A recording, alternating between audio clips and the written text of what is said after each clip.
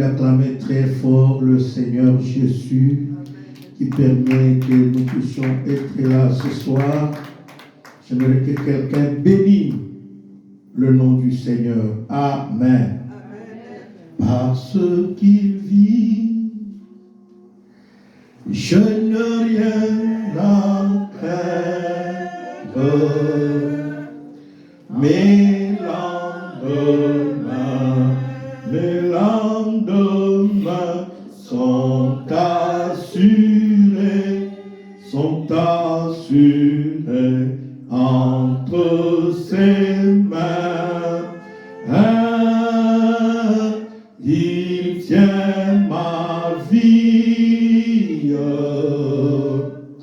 pour ce temps et l'éternité. Je sais qu'il chantait plus fort parce qu'il vit, parce qu'il vit, parce qu'il vit. Je n'ai rien à craindre,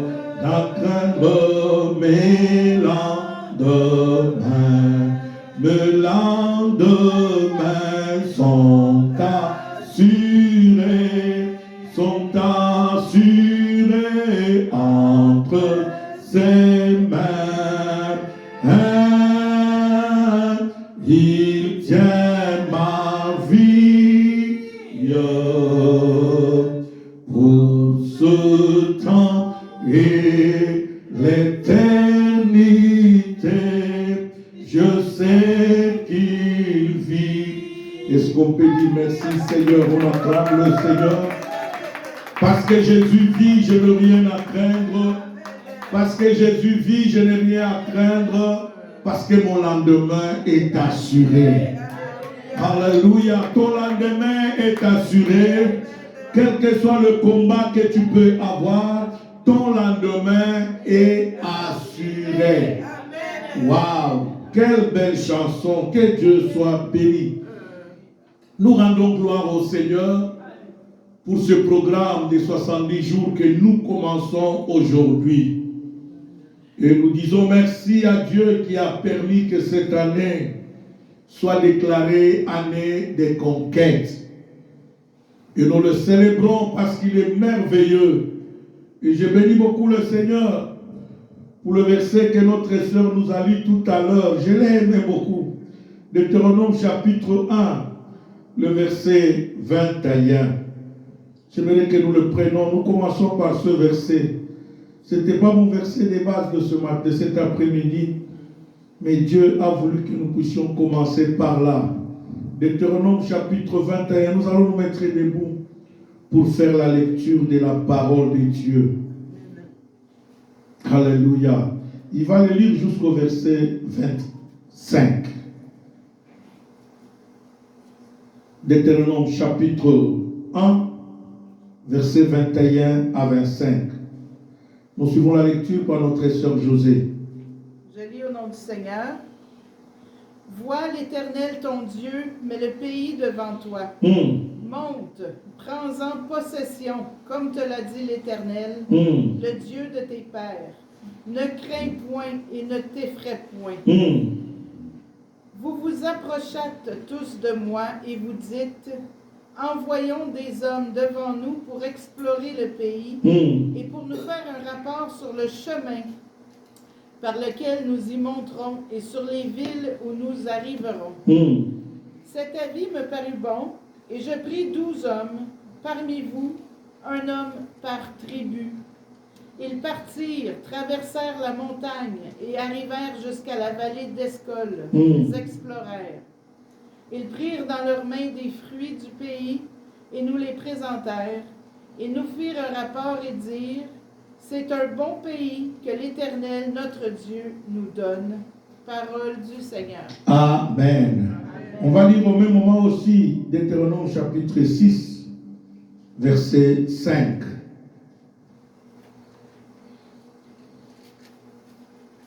Deutéronome 6, le 5e verset. Je lis au nom du Seigneur. Tu aimeras Vois l'Éternel ton Dieu de tout ton cœur, de toute ton âme, de toute ta force. Parole du Seigneur. Alléluia. Amen. Que Dieu nous bénisse. Veuillez vous asseoir. Nous rendons gloire au Seigneur qui permet que tout un chacun de nous puisse être là cet après-midi, où j'aimerais conseiller à tout le monde que ce programme est un programme bénissant et que chacun de nous fasse un effort de ne pas manquer le culte de ce jour, de ne pas manquer ce programme, que chacun de nous fasse un effort d'être là chaque dimanche, même ceux qui sont en ligne, que chacun de nous fasse un effort de ne jamais manquer ce programme, parce que Dieu va nous faire du bien. Ce que j'ai aimé dans ce texte bien aimé, nous sommes en train de parler sur comment conquérir. Et cet après-midi, Dieu m'a mis à cœur de parler sur conquérir par l'amour.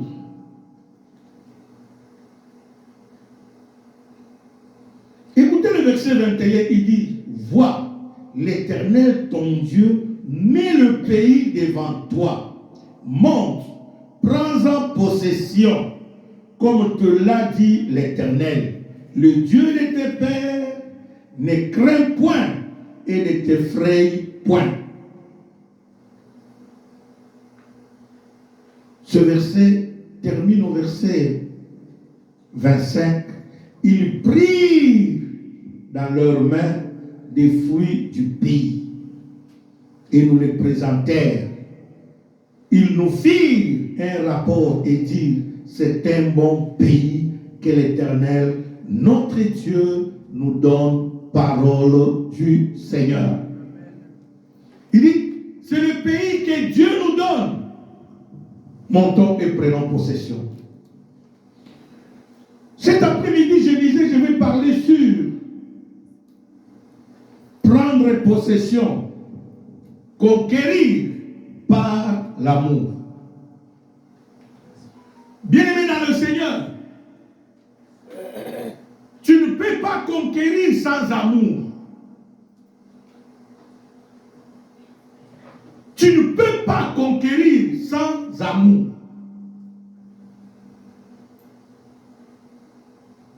Tu ne peux pas conquérir, j'insiste s'il vous plaît. Le verset que nous avons lu dans Deutéronome 6, verset 5, la Bible dit, tu aimeras quoi? L'Éternel, ton Dieu, de tout quoi? Ton cœur, de toute ton âme et de toute quoi? Ta force.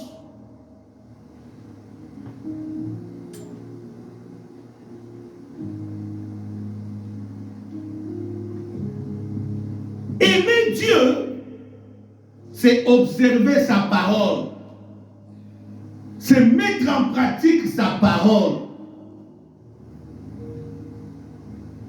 Tu ne peux pas dire que tu aimes Dieu, mais tu ne sais pas mettre en pratique sa parole. Je bénis encore le Seigneur ce soir pour les deux témoignages que nos deux sœurs, nos deux mamans nous ont donnés. Maman José comme maman Magui. Bien-aimé, il n'y a pas de conquête sans amour. Et le premier amour, nous le manifestons envers Dieu. Ton amour envers Dieu passe par l'obéissance à sa parole. Qui a dit de monter, de prendre possession? C'est Dieu. Ce n'est pas un homme qui parle ici. Quand vous lisez ce verset, ce n'est pas un homme qui parle, c'est Dieu qui parle. Qui dit monte et prends-en possession. Qui a dit d'aller à Canaan? C'est Dieu. L'amour que Dieu avait pour son peuple, il a compris que le temps que son peuple est passé dans la souffrance est arrivé à son terme.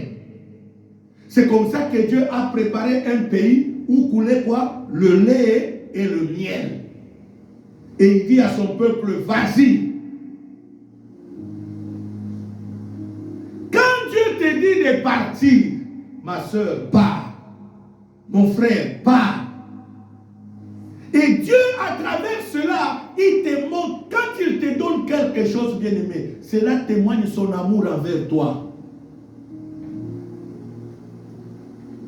Quand Dieu nous donne le souffle de vie, bien-aimé, c'est un signe d'amour qu'il a envers toi et moi. Quand il permet que tu vis encore aujourd'hui, c'est un signe, c'est une marque d'amour que Dieu a envers toi. Et toi aussi, pour réciproquer à cet amour, tu es appelé à obéir à sa parole. À mettre en pratique sa parole. C'est ce qui nous manque, bien-aimés, souvent.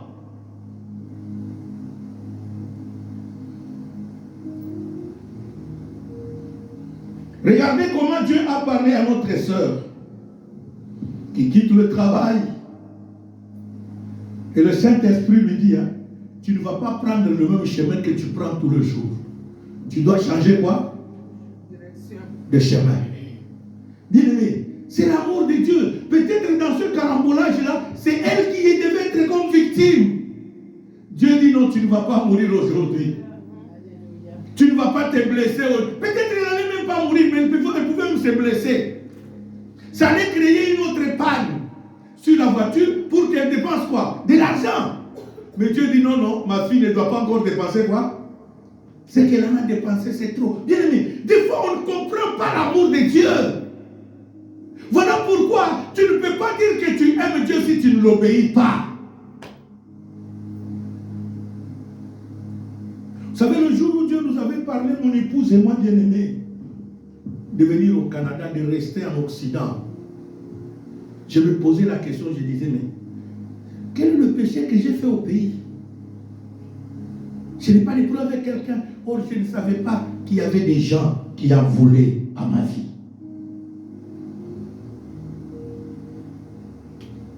Bien-aimés, des fois, on ne comprend pas le langage de Dieu.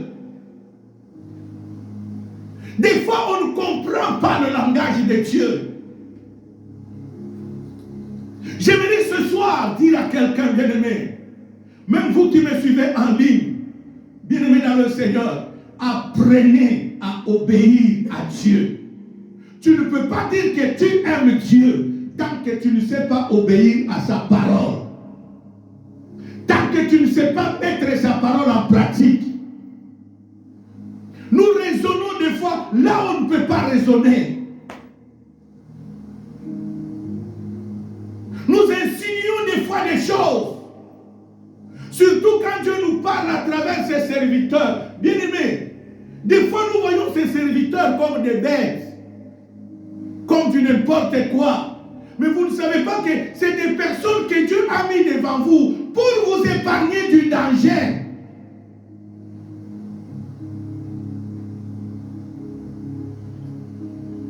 Pour nous amener dans le Canaan. Tu as des fois demandé quelque chose à Dieu, mais cela tarde à venir. Mais si ça tarde à venir, qu'est-ce que Dieu dit dans sa parole par Habakkuk? Il dit, si cette prophétie tarde, attends-la. Elle finira par quoi? Par s'accomplir. Et Dieu dit, certainement, elle finira par quoi? Par s'accomplir. Apprenons, bien-aimés. Tu ne peux pas dire que tu aimes Dieu si tu ne sais pas obéir à sa parole. J'ai toujours donné ce témoignage. Nous sommes en 96. Je traversais souvent à Brazzaville, chaque week-end. Ce week-end-là, je traversais pour aller enseigner la parole de Dieu. Je suis monté sur le bateau. Il y avait un enfant de 12 ans. Et drôle des choses, bien aimées. Cet enfant n'était même pas de grand. Vous verrez d'autres enfants de 12 ans, ils sont grands de taille. Mais cet enfant était court de taille. Et tout le monde, les transporteurs du beach là, appelaient cet enfant évangéliste. Alléluia. Tout le monde évangéliste. Et il avait son petit Nouveau Testament bleu de Gédéon qu'on distribue des fois même dans les hôtels en Afrique. Cet enfant est monté. Et dès que le bateau a commencé à naviguer, bien aimé, Cet enfant s'est mis debout. Alléluia. Tout le monde a répondu. Nous tous, nous avons répondu Amen. Avec ce Nouveau Testament. Fermez les yeux, nous allons prier. On a fermé les yeux. Amen. Après sa prière, l'enfant a commencé à prêcher. Il a ouvert son Nouveau Testament. Il a lu 2 versets. Il a commencé à développer. Et à la fin, il a fait l'appel. Qui pouvait recevoir Christ comme quoi? Comme Seigneur et Sauveur. Vous savez, toujours dans les moments publics, on a milieu public, les gens font quoi? L'orgueil, on minimise les gens, on minimise l'enfant, on le regarde, et ce petit-là n'a rien quoi. N'a fait que venir nous déranger ici, nous parler de quoi? De Jésus. Même jusqu'aujourd'hui, je commence à comprendre, bien aimé, que c'est Dieu qui avait envoyé cet enfant pour me sauver. Amen. Dites Amen. Amen. C'est Dieu qui avait envoyé cet enfant pour me bénir. Écoutez l'histoire. Pendant que l'enfant prêchait, j'entends une voix qui me dit, ne peux-tu pas contribuer dans son ministère? Bien aimé, j'avais rien. Qu'est-ce que j'avais comme en poche? 2 billets de francs CFA. Un billet de 2000 et un billet de 5000. Et tout était quoi? Bien calculé. Les 2000 me servaient de payer les formalités d'usage d'immigration au beach. Cela veut dire 1000 francs parce qu'il faut payer les formalités d'usage 1000 francs. Et le 1000 francs pouvait aider aux garçons qui venaient à transporter le bagage, me faire sortir quoi? Dehors pour trouver le taxi. J'ai réfléchi, j'ai dit, mais qu'est-ce que je vais faire? Et les 5000 là, c'était pour acheter quand même un petit pain et garder quelque chose pour les offrandes de demain au culte. J'ai dit, ok. Alors, j'ai commencé, il y a eu un combat à moi. Vous savez, des fois, quand Dieu nous parle, nous minimisons. Même des fois, quand il te parle toi-même, tu dis, est-ce que c'est vrai, c'est Dieu qui parle de ça? Ce n'est pas mes pensées à moi. Dites Amen. Amen. Tu te dis, c'est pas moi? Mes pensées à moi. Pour vous dire que c'était Dieu. Dès que le petit a fini de prêcher, il est venu s'asseoir à mon côté. J'ai dit, ça devient quoi? Sérieux? Pourquoi il n'est pas allé assis, s'asseoir là où il était assis avant? Il vient s'asseoir quoi? À mon côté. Non, il y a quelque chose. J'ai introduit la main dans la poche. Je prends les 2000 francs qui étaient là, parce que c'était que 2 billets. Je prends les 2000, je lui mets dans la main et je lui tiens par la main. J'ai dit, mon fils, ça c'est ma contribution pour ton ministère. Peux-tu prier pour moi? Bien-aimé, je suis en train de parler à quelqu'un ce soir. Il ne faut jamais, jamais, jamais minimiser quelqu'un. Des fois, c'est la personne que tu minimises. C'est cette personne-là que Dieu a mis devant toi pour bénir ta vie. Pour débloquer une situation qui était bloquée dans ta vie. Et l'enfant dit, papa, fermons les yeux, nous allons prier. Nous avons fermé les yeux. Directement, il dit, papa, tu es un pasteur. Hein? Moi, j'ai mis. Je dis, non, je ne suis pas un pasteur. Je suis simplement un frère. Je voyage à Brazza. Il dit, non, tu es un pasteur. Et écoute ce que Dieu me dit de te dire. Il va t'étonner là où tu vas. Alléluia. Amen. C'est simple comme message, non? Dieu va voir. Cet enfant aussi, depuis quand il connaît Dieu. Je suis en train de parler à quelqu'un bien-aimé. Pendant ces 70 jours, Dieu va te parler. Et quand Dieu te parle, ne minimise pas. Ne sous-estime pas des fois. Tu regardes des fois la personne qui te parle. Tu dis, est-ce que Dieu aussi peut parler par cette personne? Oui, Dieu parle. Le bateau accoste. Nous descendons du bateau. J'étais devant l'immigration. J'attendais mon passeport. Bien-aimé. Quelques minutes après, je sens quelqu'un me frapper par derrière sur mon épaule. Je tourne comme ça. C'était un bon monsieur, respectable, bien habillé. Et lui était dans la joie. Papa, j'étais cherché. Bien-aimé, aucune idée dans ma tête. Et il a commencé à m'expliquer. Pardonne-moi, pardonne-moi. Qu'est-ce que tu m'as fait? D'abord, je ne me retrouve pas qui tu es. Et tu te rappelles, en 91, juste après le premier pillage, j'étais venu te voir, que je suis membre du Full Gospel. Il a commencé à me relater son histoire. C'est là que je me rappelle du monsieur. Qu'il avait de l'argent bloqué à la banque. Et il m'a dit, papa, prie pour moi, si ton Dieu agit, je t'apporterai ma dîme. Mais vous savez, il y a d'autres choses que vous dites aux serviteurs de Dieu, ça les motive même de prier pour toi. Mais autres, des fois, ce sont des mensonges. Dites Amen le plus fort. Or, ce qu'il m'avait dit, ça m'a quoi? Motivé. J'ai dit, mais il me dit, et quand il me donne le montant bien aimé, ça laisse à désirer, même toi, tu vas jeûner pour lui. C'était un montant de quelque chose comme 250 000 $. Quand il me dit que non, non, si ton Dieu agit, je vais te donner quoi? La dîme, j'ai dit, je calcule directement la dîme de 250 000. C'est combien? 27 000 $. J'ai dit, alléluia, Hosanna, pourquoi ne pas jeûner? J'ai décrété un jeûne chez moi avec ma femme et les enfants. Or, même après le jeûne, on n'a même pas mangé parce qu'on n'avait rien. Et 48 heures après, il est allé, Dieu a débloqué sa situation. Et le monsieur a fui, il est parti. Ça, c'est un problème de 91 où j'avais prié pour lui. Et on vient se voir avec lui en 80 combien?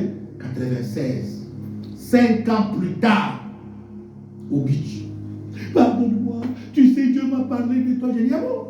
Alors là, tu viens encore pour que j'ai prie pour toi.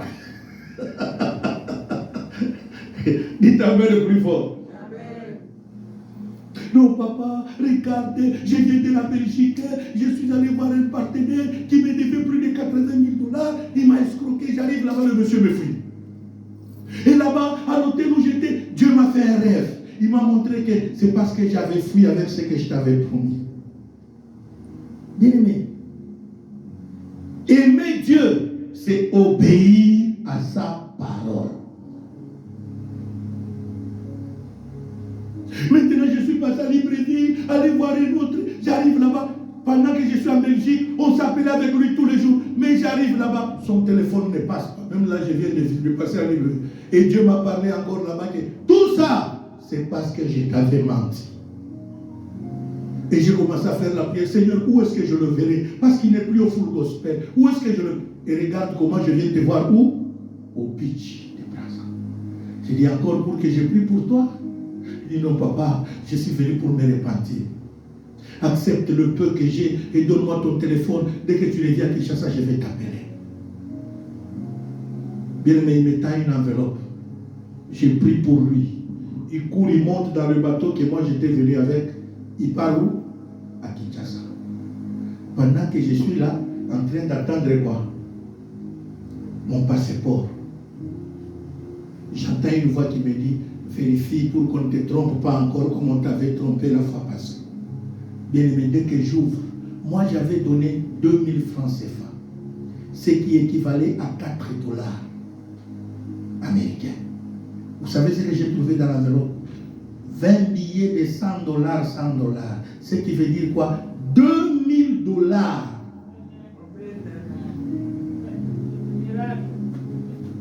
C'est la façon de dire Amen pour toi qui montre que tu as la jalousie. Amen, amen. Dites Amen le plus fort. Amen. Alléluia. Bien aimé, j'ai commencé à chercher l'évangéliste. J'ai dit, cet enfant à qui j'ai donné 4 $, il m'a dit, Dieu va quoi? M'étonner. Et regarde, dans moins de 2-3 heures, 1 heure même, voilà ce que Dieu vient. Bien aimé, 2 fois Dieu nous parle, nous ne voulons pas écouter. Voilà pourquoi ton Canaan sera difficile à conquérir. Aimer Dieu.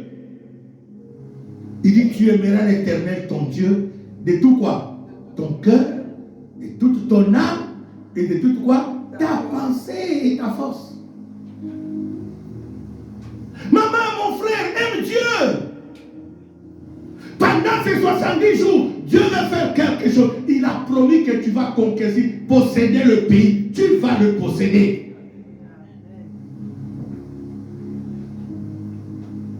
Deuxième des choses. Aimer Dieu, c'est s'aimer soi-même.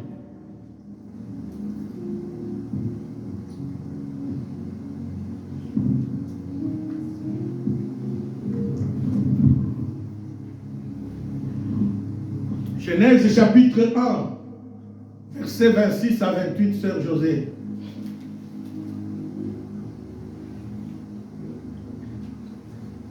Genèse 1, versets 26 à 28. Écoutez. Je lis au nom du Seigneur. Amen.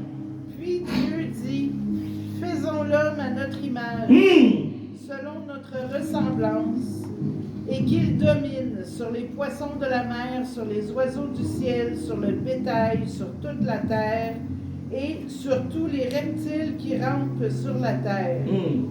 Dieu créa l'homme à son image, il le créa à l'image de Dieu, il créa l'homme et la femme.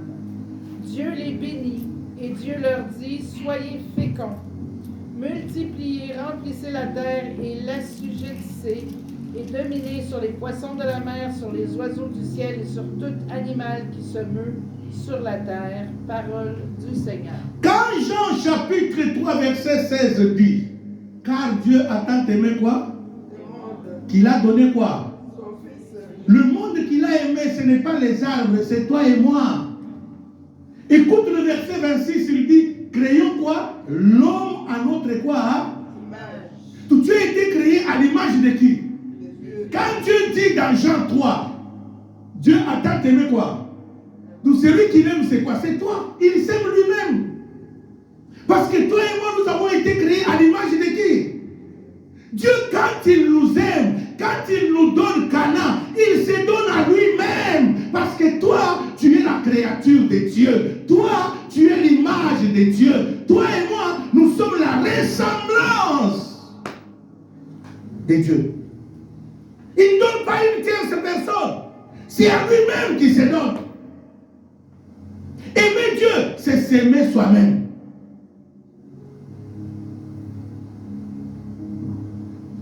Tu ne peux pas conquérir si tu ne t'aimes pas toi-même. C'est cet amour qui te pousse même. Surtout chez nous ici au Canada. Quand il neige, l'amour que tu as pour toi-même, malgré le dégât des neiges que nous recevons, tu sors, tu déneiges la voiture, tu démarres et tu vas où? Au travail. Malgré le froid, même si on dit qu'on aura moins 50, toi ça ne te dérange pas parce que tu t'aimes. Tu es appelé à te sacrifier. Alléluia. Parce que tu t'aimes, tu es appelé à dépenser de l'argent pour habiller ton corps. Parce que tu t'aimes, tu es appelé à dépenser de l'argent pour te nourrir. Parce que tu t'aimes.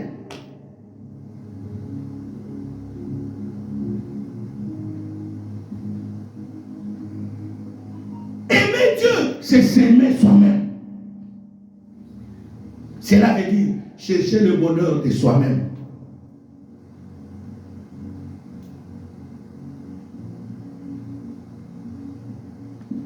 C'est pour cela que Dieu créons quoi?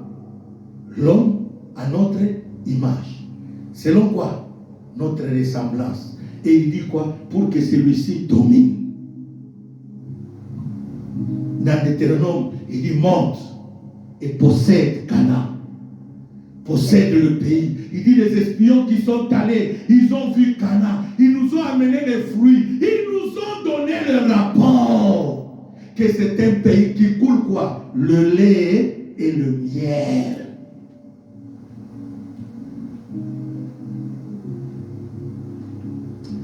Troisième des choses pour terminer. Aimer Dieu, c'est aimer son Canaan.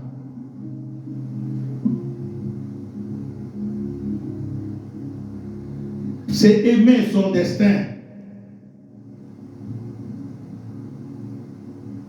Tu dois aimer ton Canaan.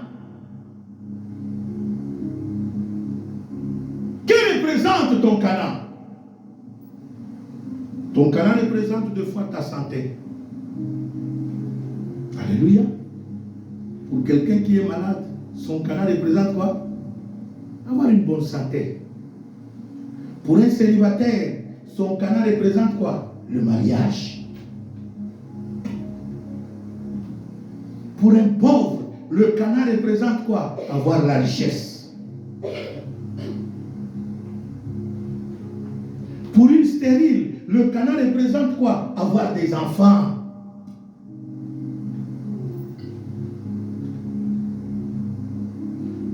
Tu dois aimer ça. Pourquoi on parle d'aimer ça? Ton destin, ton Cana. Lisons. Reprenons Deutéronome chapitre 1 là. Lisons d'abord verset 22 à 24.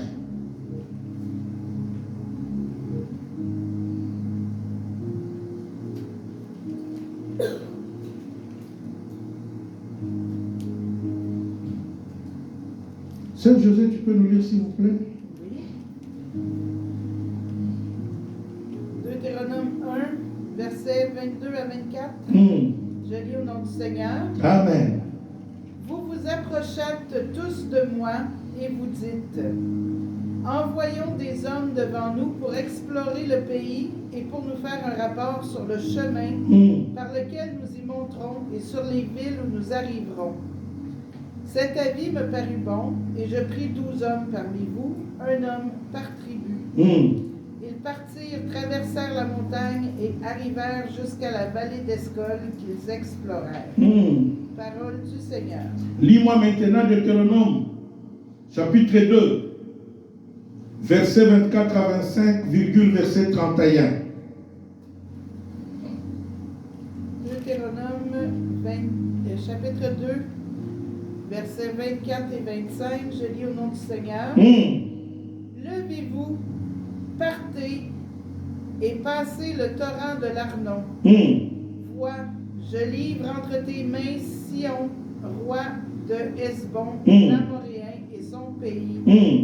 Commence la conquête, fais-lui la guerre. Je vais répandre dès aujourd'hui la frayeur et la crainte de toi sur tous les peuples qui sont sous le ciel. Et au bruit de ta renommée, ils trembleront et seront saisis d'angoisse à cause de toi. Verset 31. L'Éternel me dit, vois, je te livre dès maintenant Sion et son pays. Parole du Seigneur. Alléluia. Est-ce qu'on peut acclamer très fort le Seigneur?